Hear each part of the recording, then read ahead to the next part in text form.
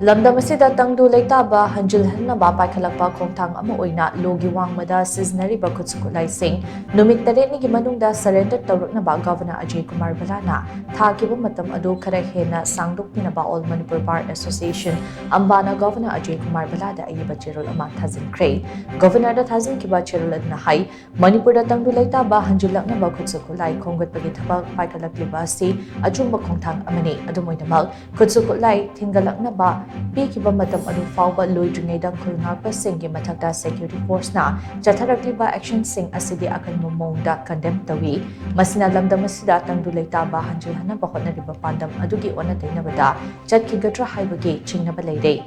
Hojik oiriba state asigi fibam asida yenglabadi kanglup furup naidana amatta oina minungsiga loinana thabak tawigi tangai fadaba lei khutsu Khutlai thingalaknaba piriba matam asi kharaga henna sangdokpirabadi tangdu leitabagi lambelda hanjilhannaba hotnariba asi henna chauna mai pakani haibagi achetpa thajaba lei masigi mathakta su shijinnariba dalhulup singgi kadar sing masa masagi designated camp singda hanjilhanduna ingna chetna lehanaba matam ama thabagi tangai fadaba leide loinana kadar sing asina